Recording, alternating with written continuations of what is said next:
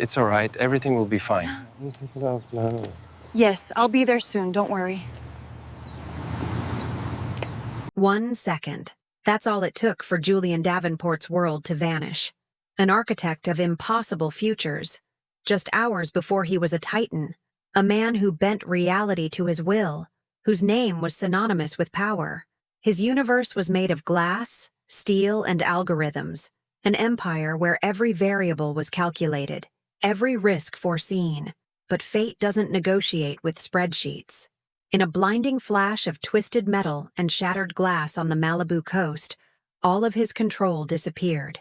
He wakes up not to the searing pain of broken bones, but to a silence that screams.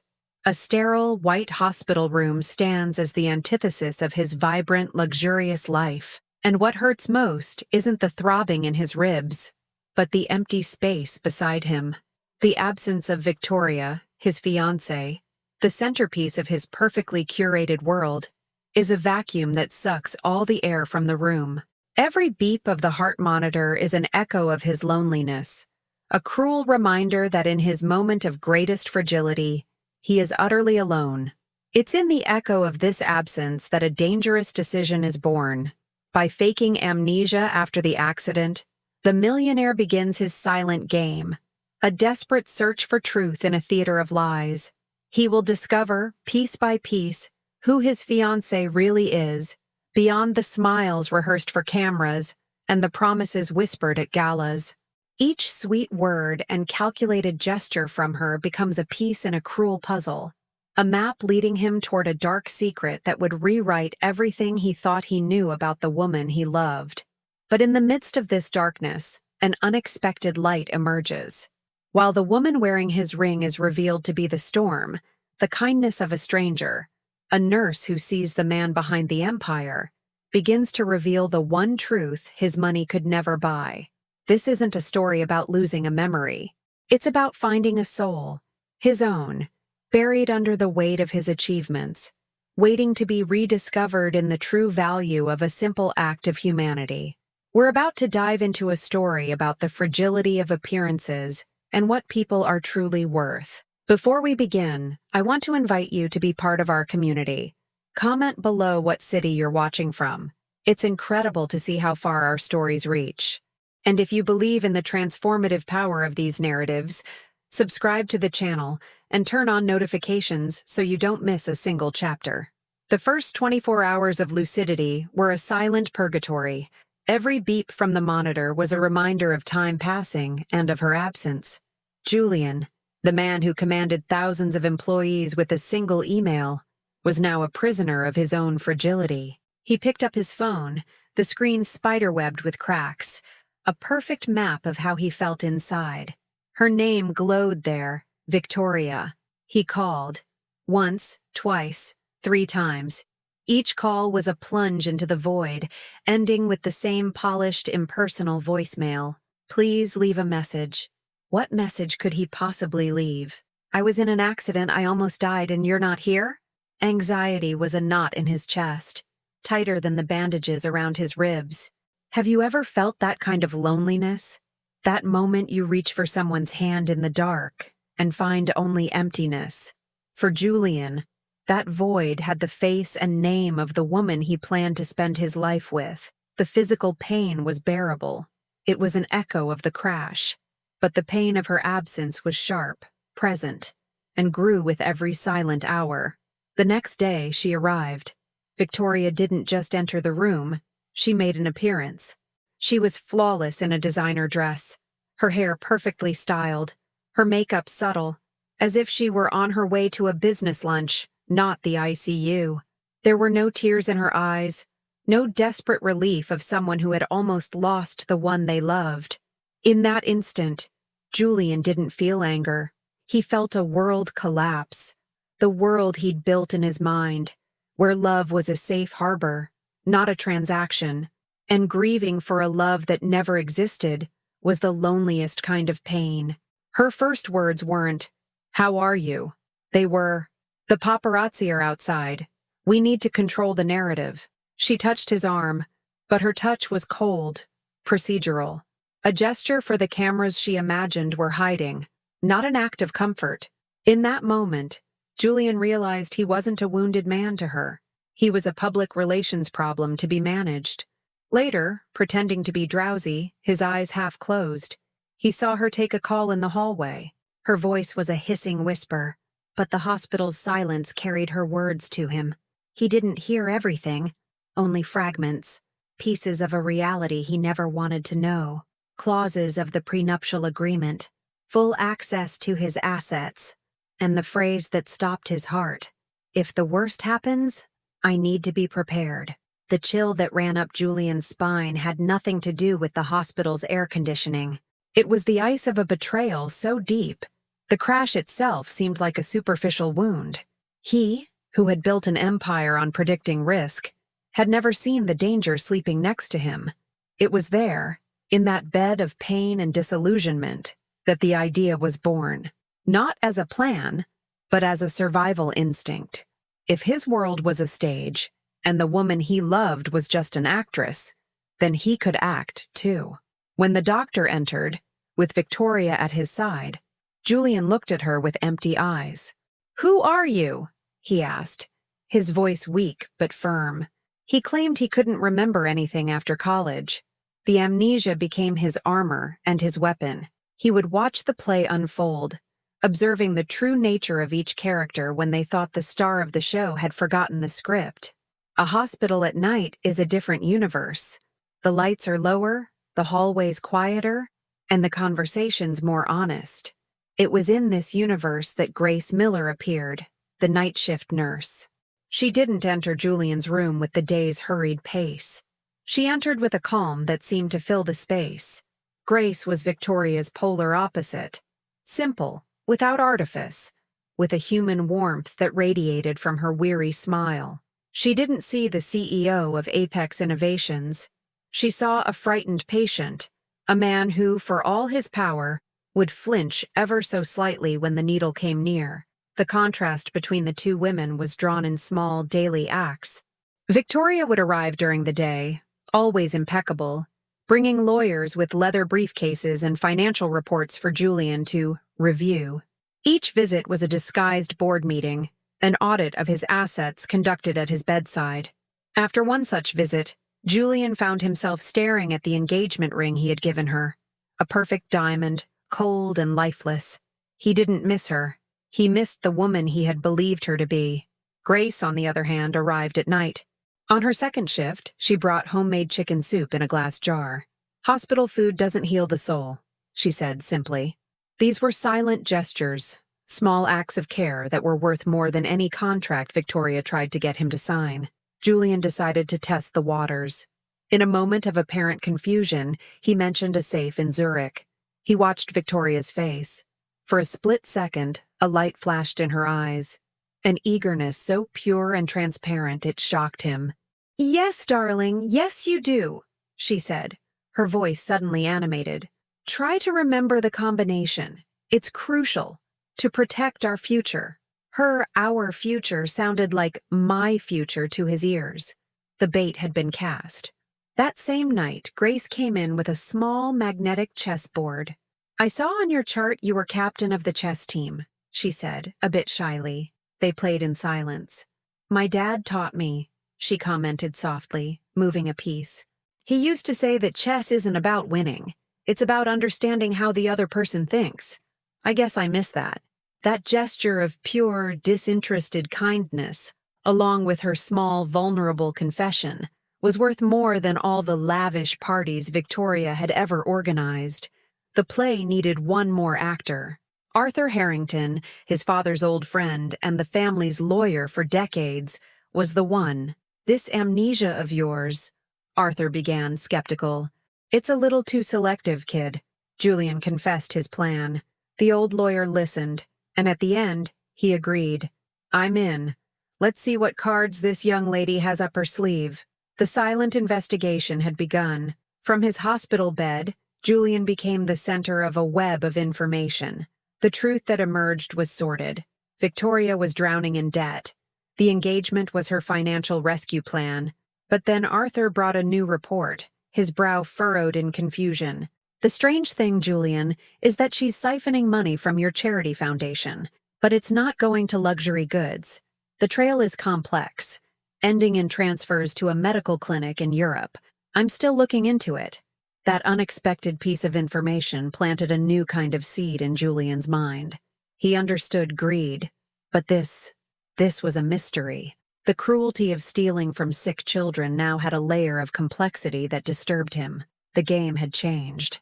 It was no longer just about exposing a lie, but about understanding a much darker and more complicated truth than he had ever imagined. During a sleepless night, shortly before his discharge, Julian looked at his reflection in the dark glass of the hospital window. The city of Los Angeles glittered below, an ocean of light indifferent to his crisis. For the first time in years, he didn't see the tech titan, the man on the cover of Forbes. He saw only a pale face, with deep dark circles under his eyes, and a gaze that carried the weight of 1,000 lies, the ones told to him, and the ones he was now telling. In that moment, he realized the accident hadn't destroyed his life. It had destroyed the gilded cage he had built for himself. He had gotten lost in his own empire, confusing success with worth, wealth with love. The accident wasn't the end. It was the chance to be reborn from the ashes of his own ego. The day of his discharge arrived.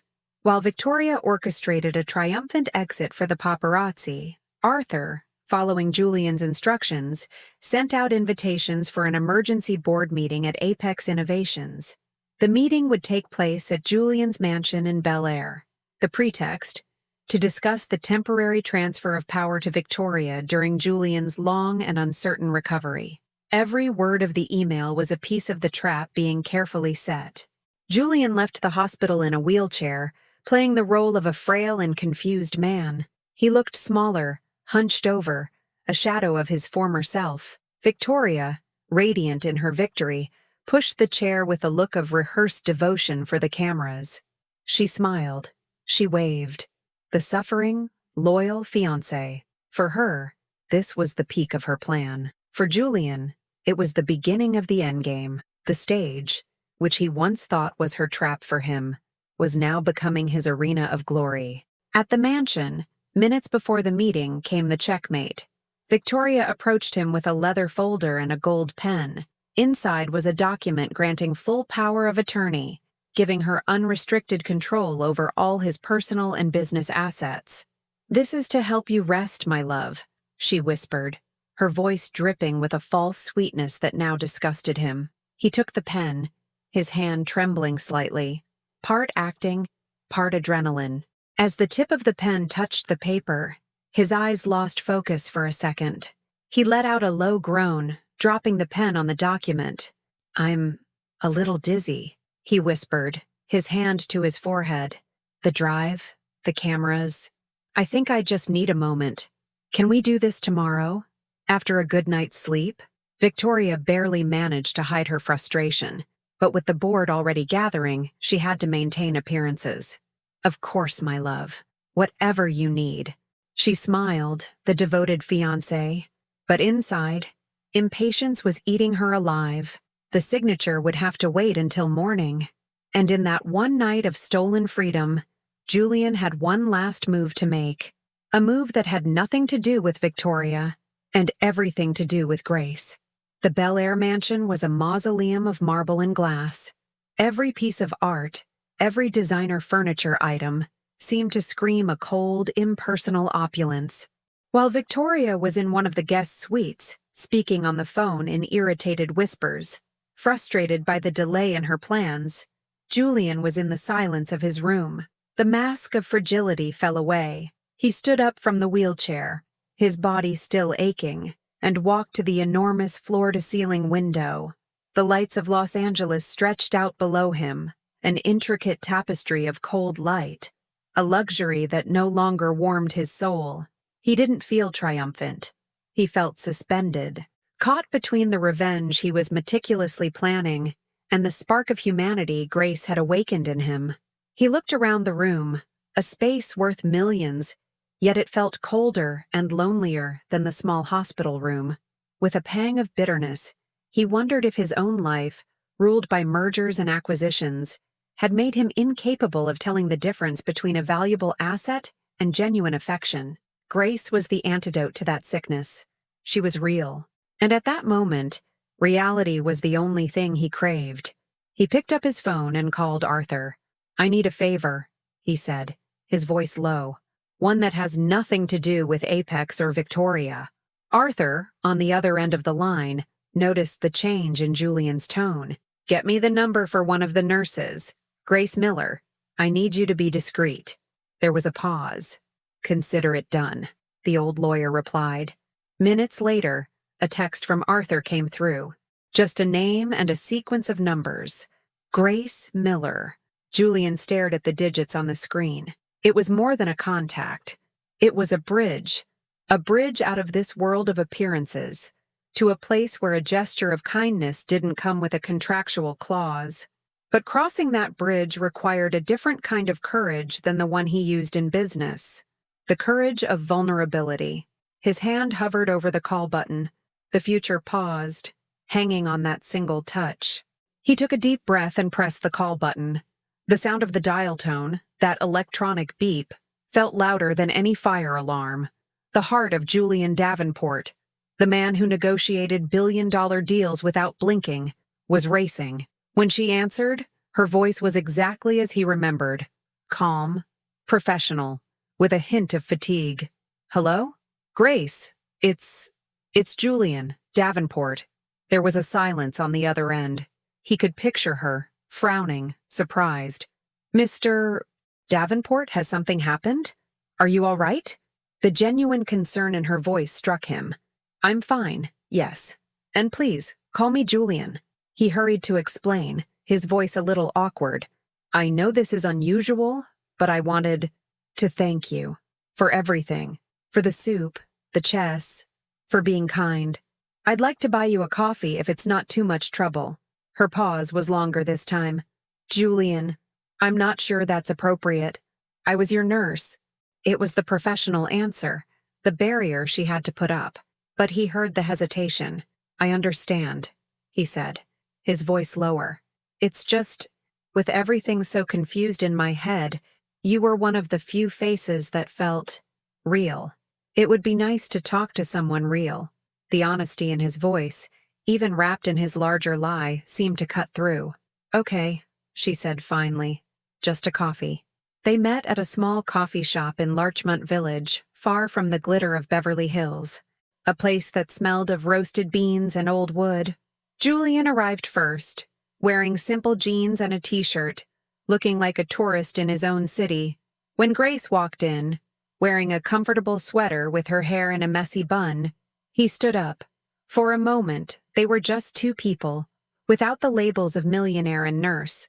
The conversation started shyly. He kept up his role, the man trying to piece together a puzzle. "Victoria tells me who I was, who I am," he said, stirring sugar into his coffee. "But it's like reading a stranger's biography. When I was in the hospital, you didn't treat me like a CEO or a problem patient. You treated me like a person." Grace gave a small smile. "That's because you are a person, Julian. Beneath it all, that's what we all are." She didn't ask about his wealth, about Victoria, or about the accident. Instead, she asked him simple things. What was the last song he remembered? What flavor of ice cream did he think he might like?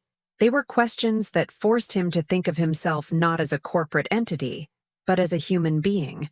He found himself relaxing for the first time in weeks. The tension in his shoulders eased. He listened as she talked about the challenges of her job, about the old woman in room 302 who told the same stories every day, and how she found beauty in those repeated moments of connection. He wasn't listening to a business strategy or a profit report. He was listening to life. When the coffee was finished, and they stepped out onto the sunny sidewalk, Julian felt a surprising sense of clarity. That simple coffee, at a worn-out wooden table, was worth more than all the galas in his mansion. "Thank you, Grace," he said, and the words felt inadequate. "This was more helpful than any therapy session." She smiled, a genuine smile that lit up her face. It was just coffee. But to him, it wasn't. It was the first step out of the cage. And as he watched her walk away, he knew he had to take the next one. The next step came 2 days later. This time, he was the one who suggested a walk in the park near the Griffith Observatory. A public, open space where conversations seemed to float more freely, carried on the breeze. He needed fresh air, space, to escape the suffocating atmosphere of his own life. As they walked along a dirt path, with the city stretching below them like a map of possibilities, the conversation flowed more easily. He continued with his amnesiac facade, but now he used it differently, not as a weapon against Victoria, but as a tool to rediscover himself through Grace's eyes. He asked questions about himself, about what she observed in him at the hospital, searching for clues to the man he could be, not the man he had been. It was then that he decided to flip the script. "Enough about me," he said, stopping near a bench with a view of the city. "What about you, Grace? What drives you besides taking care of stubborn patients like me?" She laughed, a genuine sound that made the nearby birds flutter, but then her smile softened, becoming more introspective. She looked out at the horizon, her eyes lost in a dream she rarely shared. "My grandmother," she began, her voice quiet. "She was everything to me. Strong, funny, full of stories. In her last years, she got sick, and I took care of her. And I saw how the system can be cold, impersonal. I saw how loneliness can be the cruelest disease of all." She turned to him, her eyes shining with a passion that captivated him. "My dream, my big dream, is to open a senior care center, but not a home, a sanctuary, a place where people don't go to wait for the end, but to live the rest of their lives with dignity, with joy, a place with a garden, with music, with pets, where each person is treated not as a medical chart, but as the library of stories that they are." Julian listened, completely engrossed. For the first time in over a decade, he was hearing a business plan that didn't involve profit margins, acquisitions, or stock valuation. It was a plan built on compassion, on dignity, on the kind of wealth you can't deposit in a bank. In his mind, he could already see the project, the calculations, the logistics, the funding, but he forced himself to stop. This wasn't the CEO of Apex Innovations listening to a pitch. This was Julian, the man, listening to Grace's dream. He started, searching for the right word.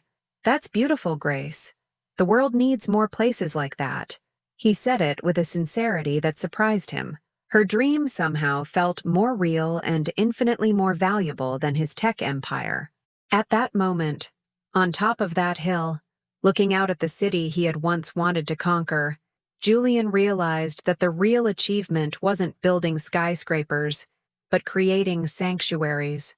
The conversation shifted, but something had settled within him, a seed, an idea of a future he had never considered, a future where his power and resources could serve a purpose greater than just accumulating more power and resources. As they walked down the trail, the silence between them was comfortable, filled with a new possibility. He still had one final act to perform in his drama with Victoria, but now he knew what would come after. The game of revenge was ending. The building of a new life was about to begin. The next morning arrived with a tense stillness. The mansion's boardroom, normally used for hostile negotiations and corporate strategy, felt like a courtroom. The board members, men and women accustomed to power, sat around the long mahogany table with expressions ranging from curiosity to impatience.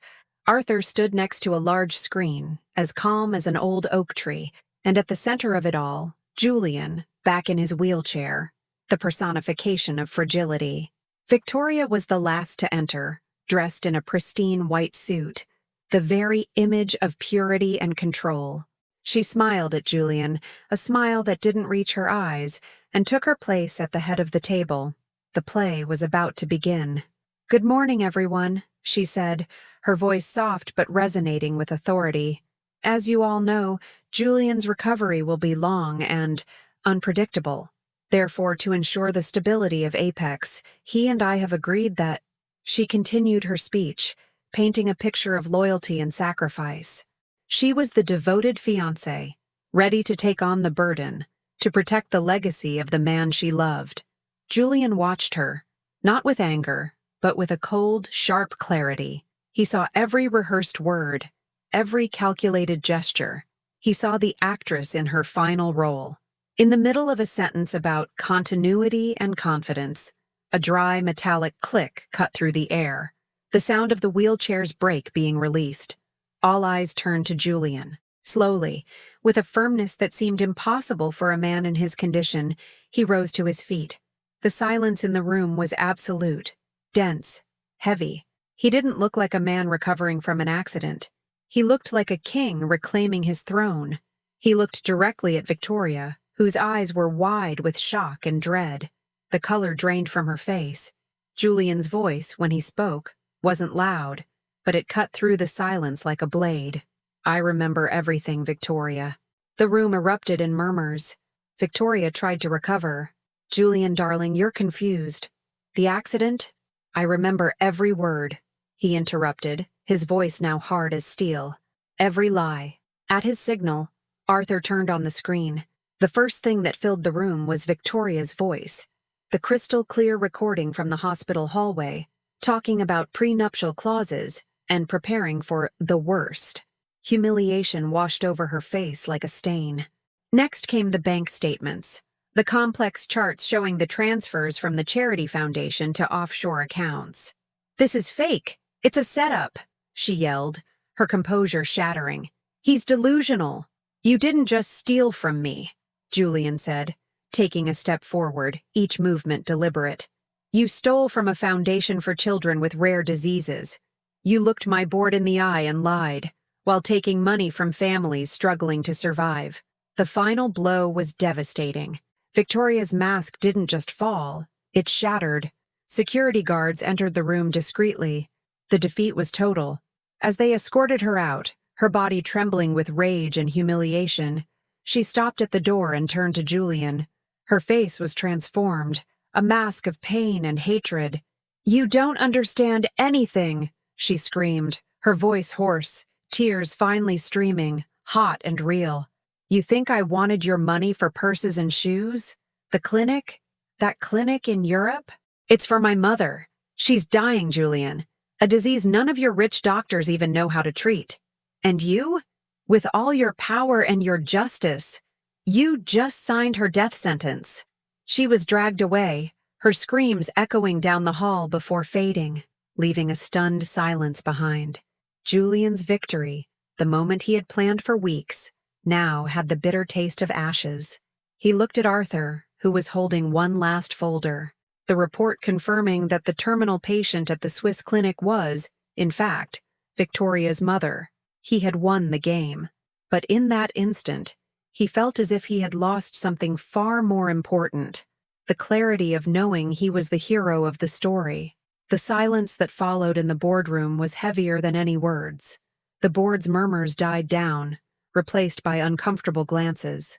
Justice had been served, but there was no celebration. Julian remained standing, Arthur's report in his mind, Victoria's last words echoing in his ears. He had exposed the villain, but the story was more complicated. He looked at the faces around the table, faces of people who lived in his same world, a world of wins and losses, of profits and deficits, a world that had no room for the gray area of human desperation. In that moment, he made his first decision as a new man. The scene cuts to 6 months later. The California sun shines on a beautiful garden, where elderly residents chat on benches and caregivers walk by with gentle smiles. This is the inauguration of the Grace Miller Senior Sanctuary. We see Julian, not in a suit, but in jeans and a flannel shirt with the sleeves rolled up. He isn't cutting a ribbon. He's hammering the last nail into a hand-carved wooden sign bearing the sanctuary's name. Grace approaches, carrying 2 glasses of lemonade. She watches him for a moment, a tender smile on her face. "It's perfect," she says. He turns, his face sweaty, but his eyes shining with a peace they never had before. "We did it," he replies, and the we carries the weight of a partnership built on trust and a shared purpose. He sold the jet. He sold the Bel Air mansion. The Aston Martin was auctioned off. Most of his controlling interest in Apex Innovations was placed into a trust to fund the sanctuary and dozens of other charitable projects. He found more value in building a home for others than in expanding his empire. He didn't need an empire anymore. Later, as the sun sets, Julian and Grace are sitting on a bench, watching the residents. "Did you hear about her?" Grace asks softly. Julian nods. "Arthur keeps me updated. Her mother, the treatment was funded, anonymously. She got another 6 months. She was able to say goodbye." He pauses, looking at his own hands. "Victoria, she's serving her time, but she agreed to pay back every cent, working in community programs. She'll get a second chance. I guess everyone deserves one." It wasn't forgiveness, but it was a form of compassion, an understanding that people sometimes do terrible things for desperate reasons. He was no longer the judge. He was just a man trying to do the right thing. Julian Davenport had to lose everything to find what truly mattered. He had to have his memory erased to finally see the world clearly. He had to be forgotten by the one who should have remembered him, to finally be seen by someone who had no obligation to him at all. In the silence of a hospital room, he didn't just recover his memories. He recovered his soul. True wealth, he learned, isn't in what we accumulate in vaults, but in the lives we touch with our hands. Julian's story reminds us that sometimes the greatest falls prepare us for the greatest rebirths. It reminds us that even in the darkest of stories, kindness can be a light. If you believe in the power of second chances and that compassion is our greatest strength, leave a like so this message can reach more people. Don't forget to subscribe and turn on notifications because the journey of transformation is just beginning. On the end screen, if you are moved by this story about second chances, get ready for another equally powerful journey. Watch the story of a millionaire's daughter who asked her blind maid to sing at her sweet 16, and what happened next shocked everyone. Click here to discover a new level of surprise and emotion.